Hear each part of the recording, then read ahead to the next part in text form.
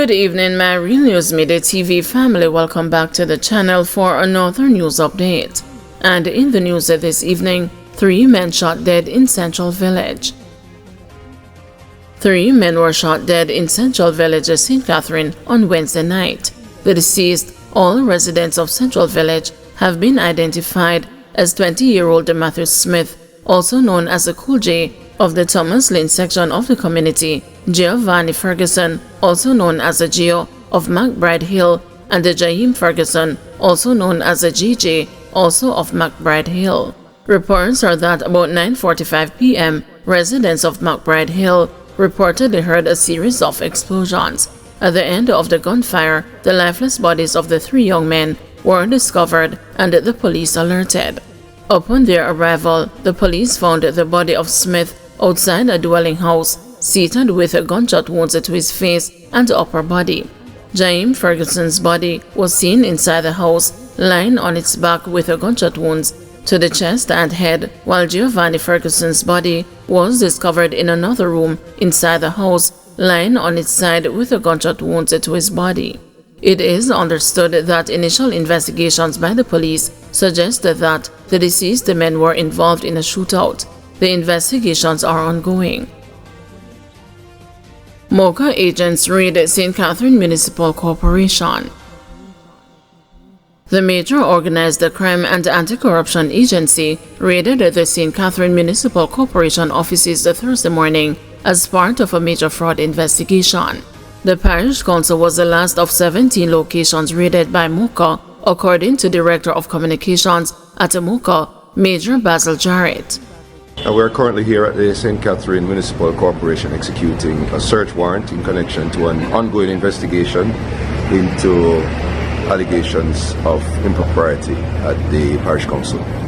We've targeted about 17 locations today before coming here. Those 17 locations are the homes and residences of employees and associates of employees of the KSMC, of the St Catherine Municipal Corporation. The operation is intended to effect a number of search warrants. At this point, there are no arrests planned, but obviously, depending on the outcome of the investigations, that could change in the coming days. We've tried to execute this operation with as minimal impact on the public as possible. Obviously, there are a number of sterile areas, but for those areas that are unaffected, it should be business as usual. We're executing a search warrant as part of an investigation, yes. Indications suggest that dead JetBlue Stowaways, not Jamaicans, said Johnson Smith. Preliminary investigations suggest that the 2 dead stowaways found in the wheel well of a JetBlue plane after it landed at a Florida airport are not Jamaicans. The revelation was made by Minister of Foreign Affairs and Foreign Trade, Kamina Johnson Smith, on social media platform X on Thursday morning. Further information received now indicates that the individuals are not Jamaicans. We still, however, await formal reports as investigations continue, the minister said. According to U.S. media reports, the bodies of the 2 individuals were badly decomposed when they were found in the airplane's landing gear compartment by airport staff on Monday night.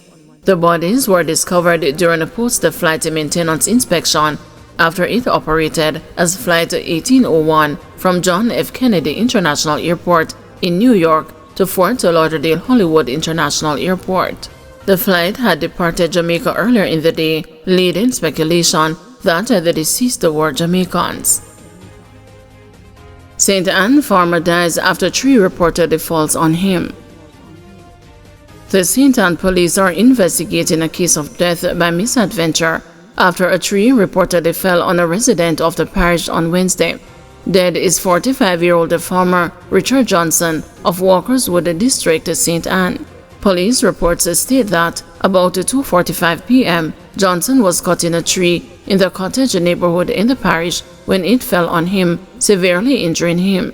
He was assisted to the St. Anne's Bay Hospital, where he succumbed to his injuries. The Monique police are investigating the matter. Police urge people swindled by work and the travel agency to file reports. The St. Ann police are appealing to around 75 people who were among a group of students reportedly swindled out of thousands of US dollars by a work at the travel agency to file official reports with the authorities for further investigations to be conducted. This comes after employment agency First Rio denied roughly 80 students the opportunity to obtain gainful employment in the U.S. in the 2024 summer period. Several students have since racked up thousands of debt with no funds in sight to recoup. More than US $150,000 is on the line from 80 students, but only 5 students have lodged official complaints with the police in relation to fraudulent conversion. Senior Superintendent Dwight Powell, commanding officer for the St. Ann Police, says if the other 75 hope to get a restitution, they must do the same. We have reported four right now, and these 4 are being pursued. So if there are others, of course, we would need their report so that the total sum of the matter will be investigated. So it is our intent, if restitution is not made, for her to be brought before the court to answer the charges. But what we have seen so far is that this company in the past sent people abroad and various programs, but apparently something went awry with this one.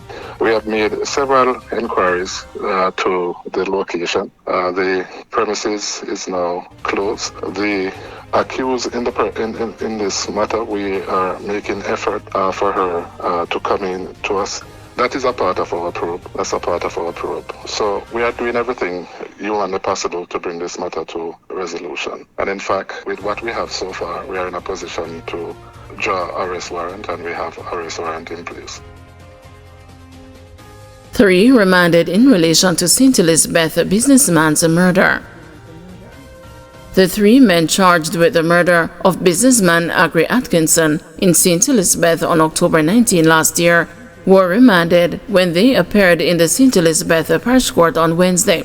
They are 35-year-old chef Sean Reed, otherwise known as Soji, 30-year-old electrician Ramani Smile, otherwise known as Smile or Little Smiley, and Akeem Lynch.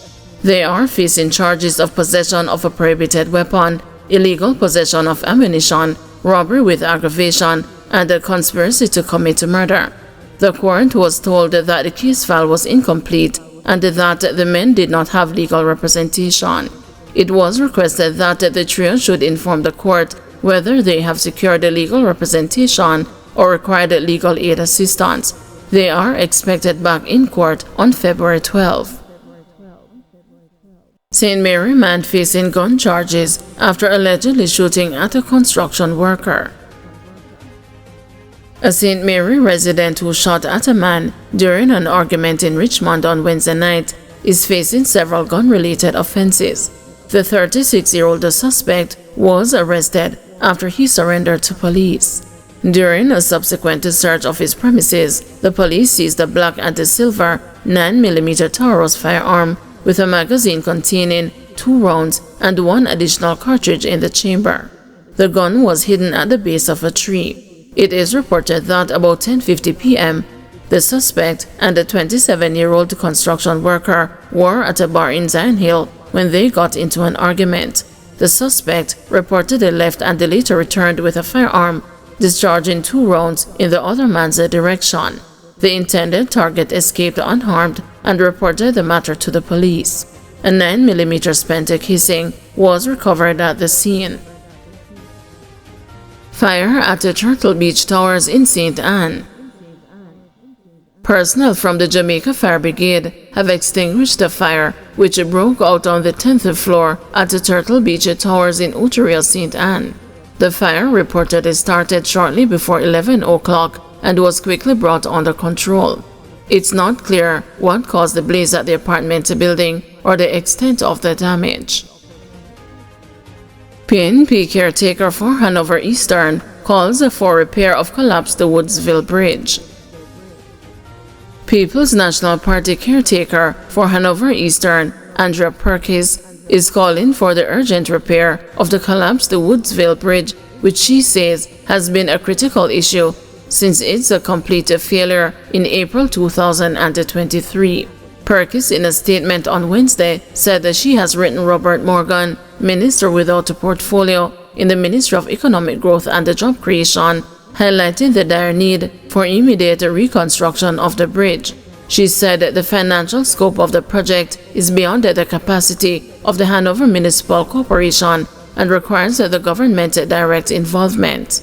Additionally, Perkis noted that the Woodsville Bridge is a vital connection point for several farming communities and the districts in Hanover and Westmoreland.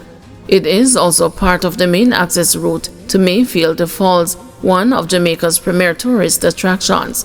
The collapse of this bridge has disrupted daily life, commerce, and the tourism in the region, said Perkis. She said despite resourceful community efforts to construct a temporary wooden crossing over the Carabito River, Perkis described the current situation as neither safe nor sustainable. The caretaker is calling on Morgan to expedite the reconstruction process, noting that the National Works Agency has already completed preliminary assessments and included the project on a list for potential funding. She also called for collaboration with the Minister of Local Government, the Hanover Municipal Corporation, and the Minister of Tourism to explore additional funding avenues, including potential support from the Tourism Product Development Company. The economic implications for agriculture and the tourism in Eastern Hanover make this issue one of national importance, Perkis said. The residents of this constituency deserve a swift and decisive response to restore safe and reliable access and connectivity. Thank you everyone for watching. See you tomorrow morning at 6 a.m. for another news update.